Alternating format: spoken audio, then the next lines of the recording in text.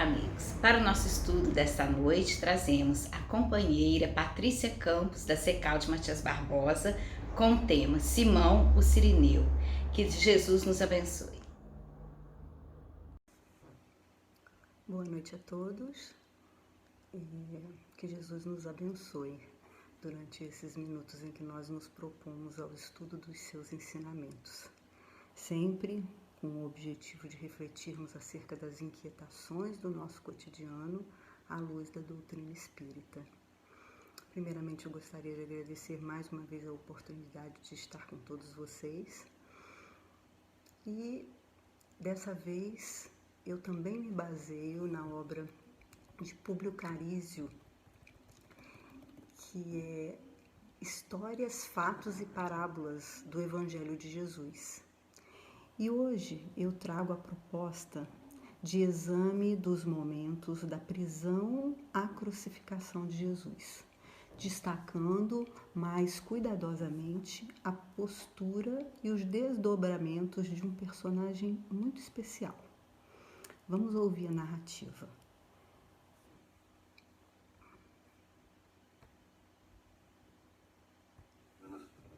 Simão, o Cirineu. Depois de vencer a Terceira Guerra Púnica, Roma anexa Cartago, estendendo as suas províncias no norte da África. Cirene, fronteira com o Egito, é anexada no ano 74 a.C. Durante a dominação, muitos foram os que fugiram para outras terras, procurando melhores condições de vida. As vantagens econômicas e geográficas oferecidas pela Síria eram favoráveis e para lá muitos se dirigiram.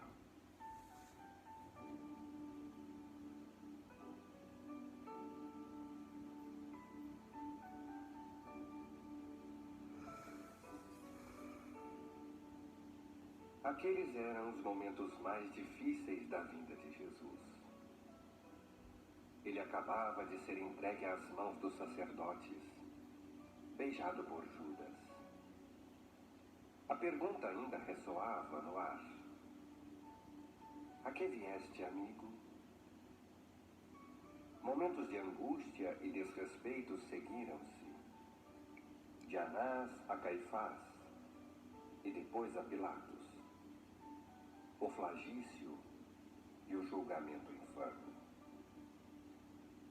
Diante da multidão, Pilatos questiona: Barrabás ou Jesus? E o povo começa a gritar: Barrabás! Soltem a Barrabás! Libertem a Barrabás! Algumas mulheres piedosas de Jerusalém, cheias de amor e coragem, gritam: Jesus! Libertem a Jesus! Libertem-no! Porém, elas são caladas a socos e bofetadas dos aliciados dos sacerdotes e doutores da lei. Jesus, lançando um olhar melancólico sobre o povo agitado, compreende a gravidade daquele instante. Daí a minutos, colocam sobre os seus ombros uma trave e ele a leva, a custo, vencendo a distância que separa o palácio do representante de César e o Monte da Caveira. Nesse percurso, acompanhado de 2 criminosos que também iam ser crucificados, Jesus tomba cansado e, quando o faz pela 3ª vez, o soldado mais próximo toma de um homem, natural de Cirene, forte, alto, tez morena, e o obriga, a contragosto, a levar a cruz de Jesus. O mestre o fita, ainda ajoelhado, reunindo as últimas resistências para terminar a jornada, enquanto o homem robusto coloca nas costas a cruz do mestre.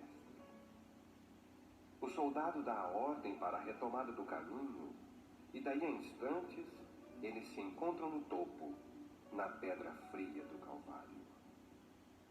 Simão de Cirenaica, ao entregar a cruz que não lhe pertencia, cruza seus olhos com os do Mestre e, fixando profundamente aqueles 2 pedaços de céu, incrustados na face empastada de suor e sangue, sente um frêmito.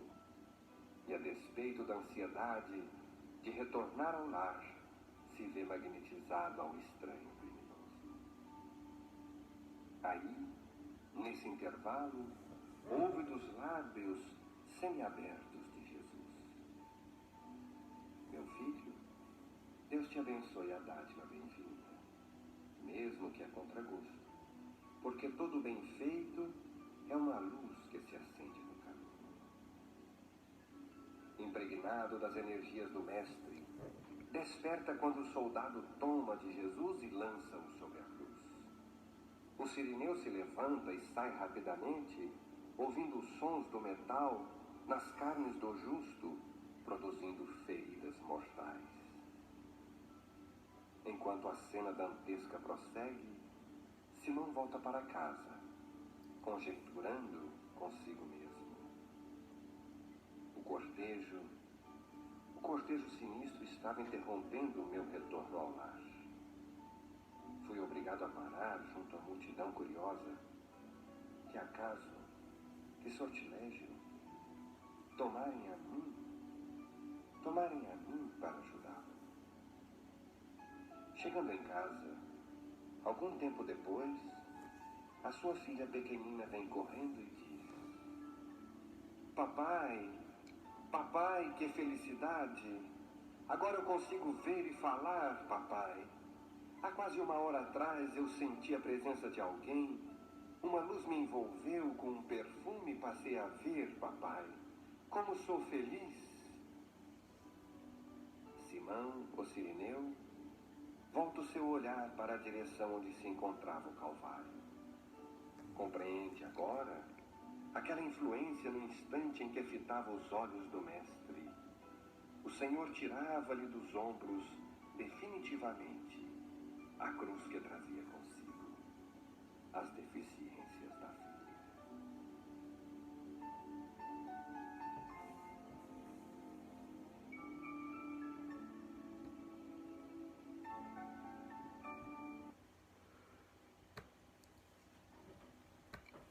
É uma bela narrativa, né? Que nos faz, assim, transportar para aquele momento e buscar, né? Vivê-lo, percebê-lo. E os evangelistas, ao relatarem os fatos da prisão, a crucificação de Jesus, eles deixam de detalhar alguns acontecimentos. Percebe-se claramente que eles optaram por destacar o que mais os impressionou no Celeste Amigo, desde o momento da prisão, o julgamento arbitrário e a execução da sentença infamante. E esses detalhes que chamaram mais a atenção dos evangelistas foram a serenidade do Mestre, o pensamento de conforto para as lágrimas das mulheres de Jerusalém, que eram as maiores seguidoras do Cristo, a lembrança para sua mãe e o discípulo ao pé da cruz, Maria e João, o perdão aos responsáveis pela sua morte, quando ele diz: perdoa-os, Pai, porque eles não sabem o que fazem. Uma frase de conforto aos desditosos que estavam ao seu lado. Possivelmente por isso, né, por essa percepção de todas essas características do momento, é que os evangelistas foram igualmente lacônicos, vagos, quanto a um importante personagem daqueles momentos. Os 3 evangelistas dedicam apenas um versículo ao episódio. Mateus, no capítulo 27, versículo 32, nos diz: encontraram um homem de Cirene, chamado Simão, e obrigaram-no a levar a cruz de Jesus. Lucas, no capítulo 23, versículo 26, narra para nós: agarraram um certo Simão Cirineu, que voltava do campo, e puseram a cruz sobre ele, para que a levasse após Jesus. E Marcos, no capítulo 15, versículo 21, narra: e obrigaram um certo homem que ia passar, Simão de Cirene, que vinha do campo, pai de Alexandre e Rufo, a tomar a cruz de Jesus. Neste ponto é importante nós destacarmos que, diferentemente da narrativa que nós ouvimos, que pouco se sabe a respeito desse homem, Simão de Cirene. E por isso há autores que relatam que ele possuía uma filha com deficiências físicas, que hoje nós chamamos de necessidades especiais, e outros se referem que ele tinha 2 filhos meninos. Mas esse detalhe é indiferente para o objetivo do nosso estudo da noite de hoje. É só uma observação, porque vocês podem ler, lá e cá e terem essa dúvida. Então, para nos situarmos no contexto dos acontecimentos daquele dia, Cirene era uma colônia agrícola da Grécia, de acesso muito difícil. Ela ficava situada na costa da Líbia. Foi construída no ano 631 a.C. e teve grande vitalidade. Desde o ano 74 a.C. passou a ser província romana e ali moravam muitos judeus. Pelo pouco que nós sabemos, Simão de Cirene, ou Cirenaica, que era das 2 formas chamada, era um homem do campo e do trabalho rude. Não gostava de ajuntamentos e confusões. Embora não odiasse os romanos, por instinto e sistema, não queria jamais ter nada a ver com a autoridade, nem com a justiça, nem com o exército. Quer dizer, Simão era um homem comum, gente como a gente, Um homem que ia, trabalhava, voltava para casa, tinha sua rotina, então ele não tinha nenhum vínculo com autoridades, com nada disso. Foi inesperada para ele a solicitação do soldado romano, cujo objetivo era cumprir as ordens de levar ao Monte da Caveira, também chamado de Calvário ou de Gólgota, aquele condenado. Quer dizer, para o soldado, Jesus era um condenado como outro qualquer. E a obrigação que ele tinha era de levar aquele condenado até aquele monte onde ele seria crucificado. Só que Jesus estava demonstrando cansaço e o soldado lança a mão de Simão para ajudá-lo. Simão estava passando por ali, porque ali era o seu caminho de volta para casa. E por curiosidade ou por acaso, deu uma pequena parada para ver a cena hedionda.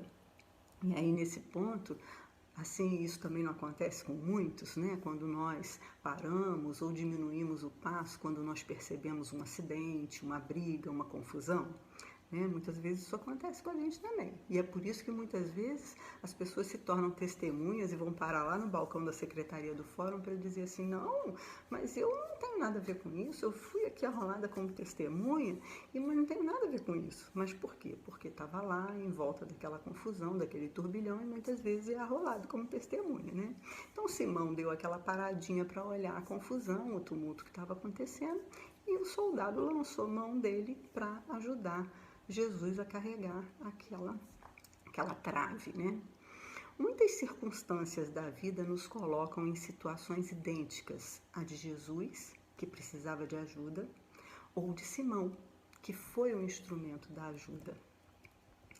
Você já encontrou um Cirineu na sua vida? No seu caminho?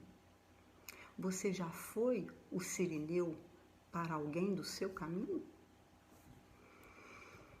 Quaisquer de nós que nos encontramos nas lutas do dia a dia, ao sabor das nossas provações e desafios, nos reconhecemos como alguém que deve levar a própria cruz ao calvário da vida. Então, todos nós temos os nossos desafios de todos os dias do nosso cotidiano. E os nossos desafios são nossos. Nós é que temos que carregá-los, ultrapassá-los, vencê-los. Mas a misericórdia e o amor de Deus é tão grande conosco que permite que caminhemos ao lado de irmãos, familiares de toda ordem, ou de amigos, que são aqueles nossos irmãos que nós escolhemos pelo caminho. E até mesmo daqueles conhecidos, desconhecidos, né? Aqueles que estão assim, que a gente já viu, conhece, sabe quem é, mas não tem muita intimidade, com os quais temos pouca ou nenhuma intimidade, né?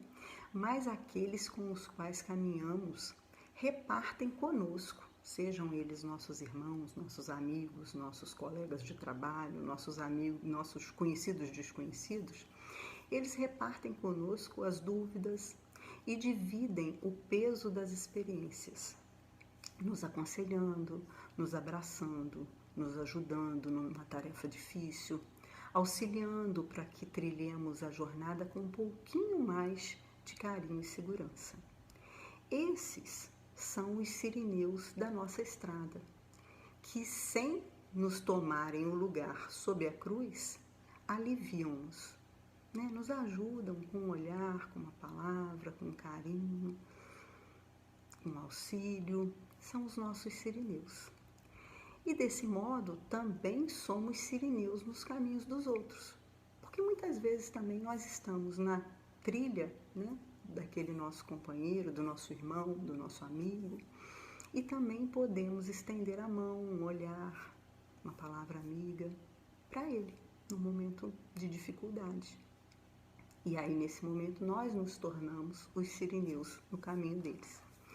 Por isso mesmo, enfrentando dores, dificuldades e problemas, o convite ao trabalho não declina da nossa porta. Todos nós passamos por dificuldades, por desafios, e isso não justifica não estendermos o nosso auxílio aos demais.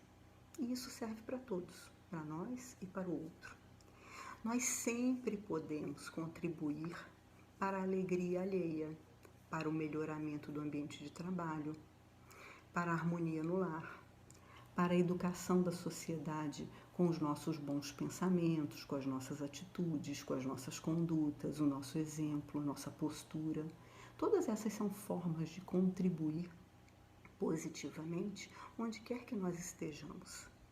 Não são as nossas lutas diárias que nos impedem de servir e amar.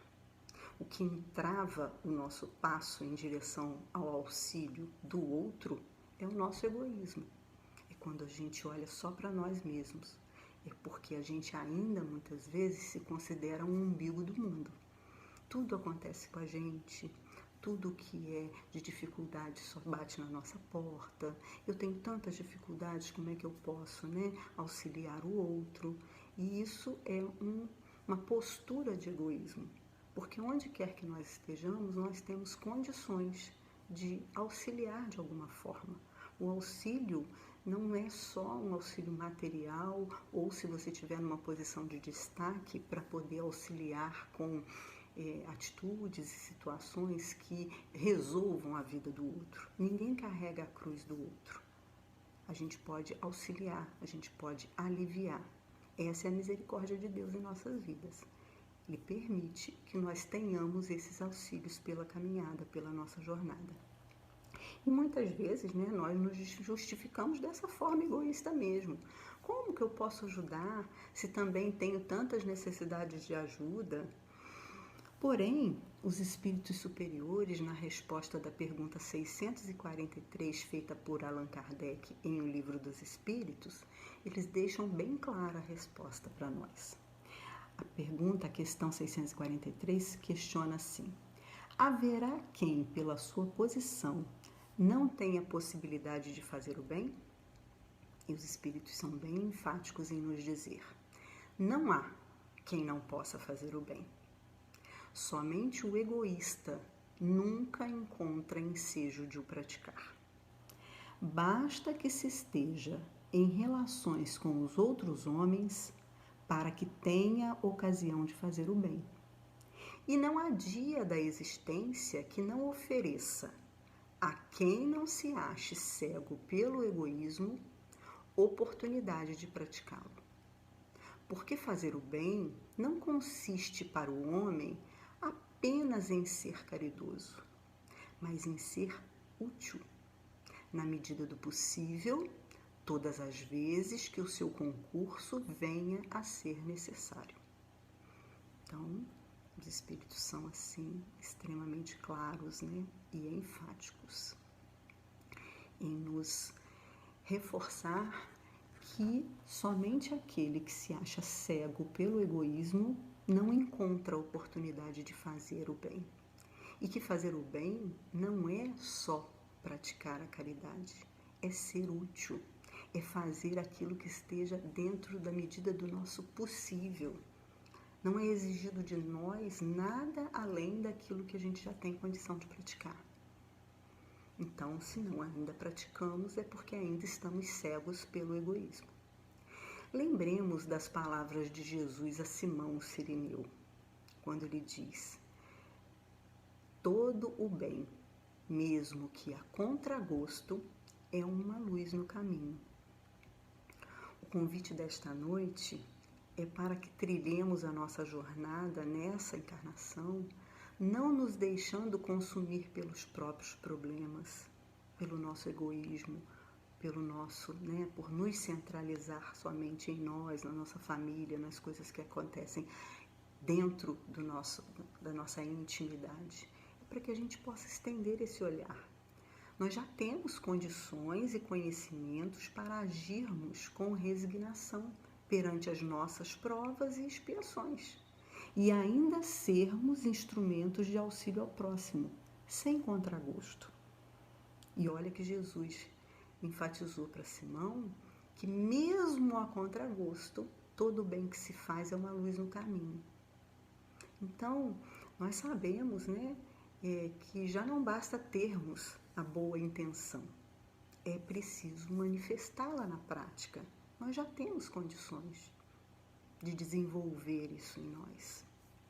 Para isso, não esperemos que nos chamem, que nos busquem, assim como o soldado fez com Simão. Ao contrário, busquemos nós o trabalho no bem. Busquemos nós aquela tarefa onde conseguimos já ser úteis, aquele auxílio a quem está ao nosso redor e a gente já tem condição de auxiliar. Pedi e se vos dará, buscai e achareis. Quem pede, recebe, e quem procura, acha. Mas é preciso se movimentar nessa atitude e não ficar estagnado esperando que alguém venha te buscar, que alguém venha te oferecer a oportunidade. Coloquemos em ação as forças da nossa inteligência em prol de sentimentos mais nobres. Busquemos a dor para aplacá-la, o pranto para enxugá-lo, a miséria para diminuí-la. A gente já tem condição de ter esse olhar, de ter essa percepção, de receber a inspiração do mais alto para nos movimentarmos em direção a esse auxílio, a esse trabalho no bem, a sermos úteis dessa forma, de uma forma ou de outra. No Evangelho segundo o Espiritismo, capítulo 13, que a vossa mão esquerda não saiba o que dá a vossa mão direita, no subitem O Óbolo da Viúva, parte final, nós encontramos a seguinte orientação: aquele que quer sinceramente se tornar útil aos seus irmãos, para isso encontra 1000 ocasiões, que as procure e as encontrará.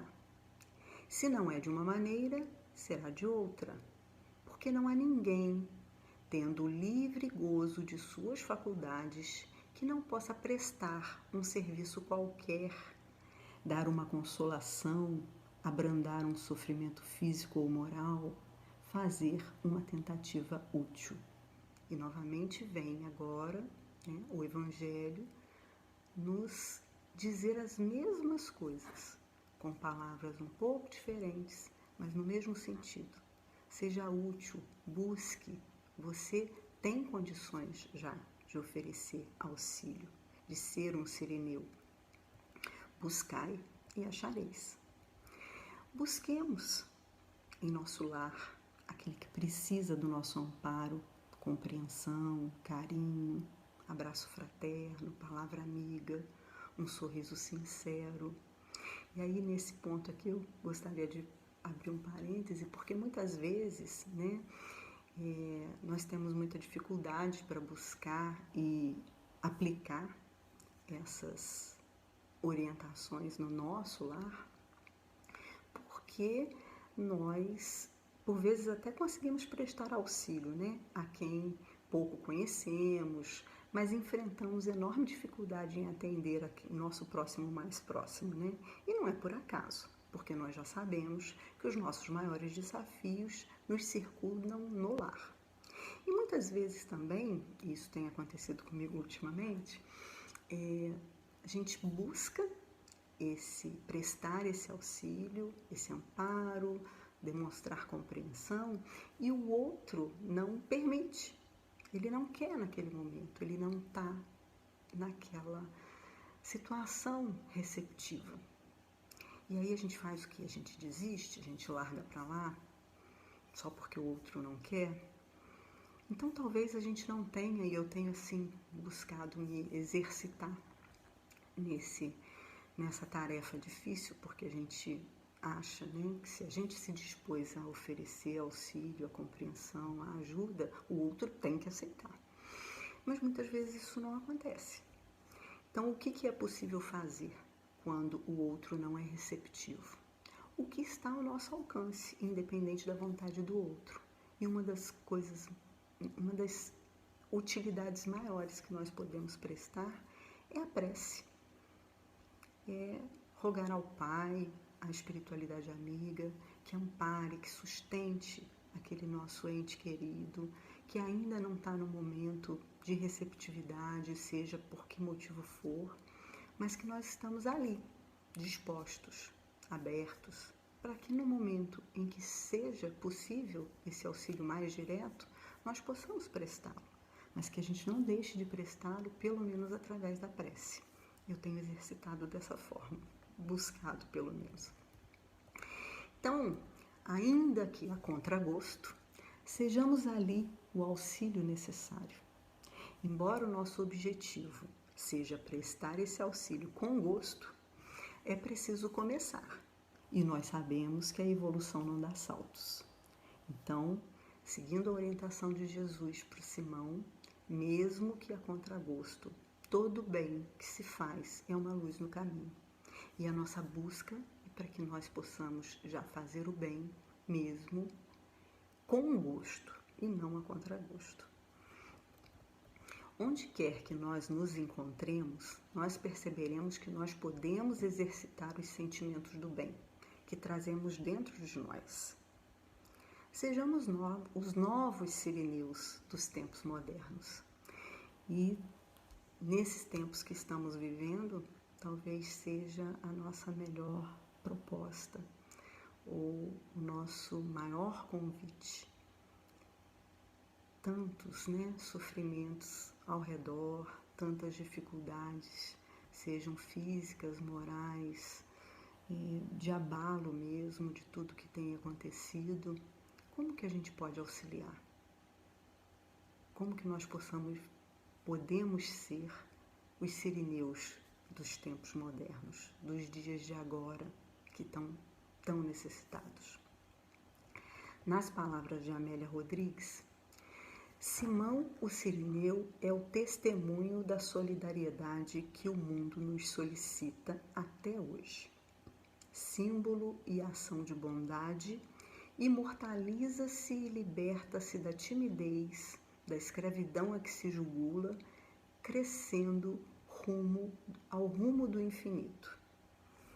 500 metros eram a distância a percorrer entre o local do julgamento arbitrário e o cume do Monte da Caveira. Em curta distância, a impiedade, a zombaria foram grandes demais. Mas também o testemunho da solidariedade fraternal fez-se enorme. Todos encontraremos pelo caminho da aflição os sirineus, em nome e honra de Jesus. A nosso turno, devemos tornar-nos novos homens de Cirene, a ajudar os que passam sobrecarregados, aguardando, esperando socorro. E esse é o convite da noite de hoje, que nós possamos refletir nessas mensagens, nesse alerta, nessa busca, de melhoria, de evolução, sabendo mesmo que nós temos dentro de nós essa solidariedade, essa possibilidade de oferecer ao outro ajuda, auxílio, seja no modo que for, assim como o Livro dos Espíritos, o Evangelho de Jesus nos trouxe orientações de que não é exigido de nada a mais do que está dentro das nossas possibilidades, mas que todos nós temos essas possibilidades dentro de nós. Então, esse é o convite. E nós finalizamos o nosso estudo, agradecidos mais uma vez, com uma faixa do CD Momento Espírita, que chama Auxílio Mútuo. Uma boa noite e muito obrigada. Auxílio Mútuo.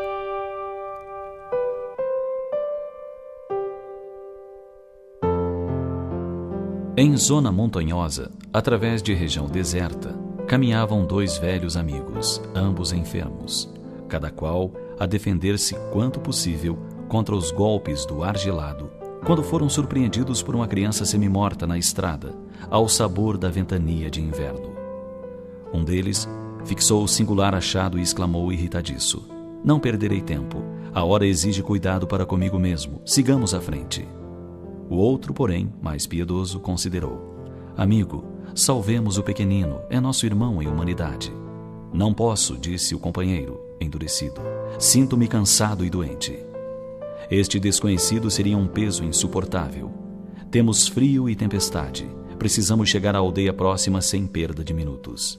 E avançou para diante em largas passadas.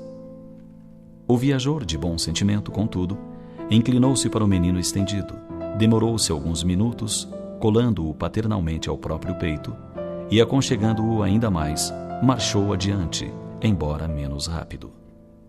A chuva gelada caiu, metódica, pela noite adentro, mas ele, amparando o valioso fardo, depois de muito tempo, atingiu a hospedaria do povoado que buscava. Com enorme surpresa, porém, não encontrou aí o colega que havia seguido na frente.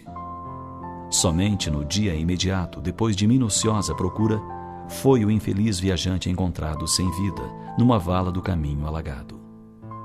Seguindo à pressa e a sós, com a ideia egoísta de preservar-se, não resistiu à onda de frio que se fizera violenta e tombou encharcado, sem recursos com que pudesse fazer face ao congelamento. Enquanto que o companheiro, recebendo em troca o suave calor da criança que sustentava junto do próprio coração, superou os obstáculos da noite frígida, salvando-se de semelhante desastre. Descobrira a sublimidade do auxílio mútuo. Ajudando ao menino abandonado, ajudara a si mesmo. Avançando com sacrifício para ser útil a outrem, conseguira triunfar dos percalços do caminho, alcançando as bênçãos da salvação recíproca.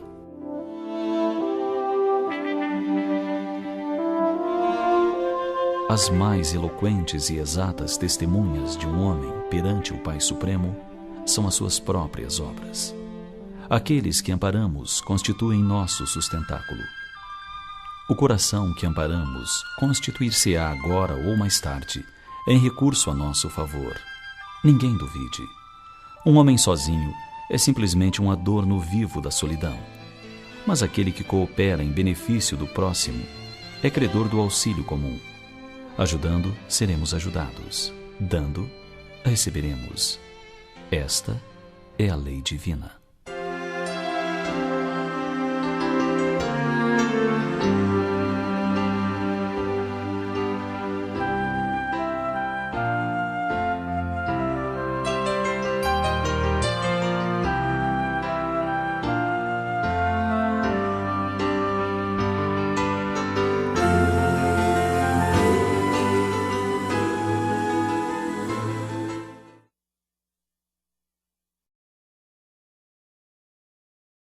E assim, ao término desse estudo, preparado com muito carinho pela Patrícia, nós só temos que agradecer a Deus e a espiritualidade, pedindo que Jesus continue sempre conosco, nos amparando, nos guiando e nos abençoando.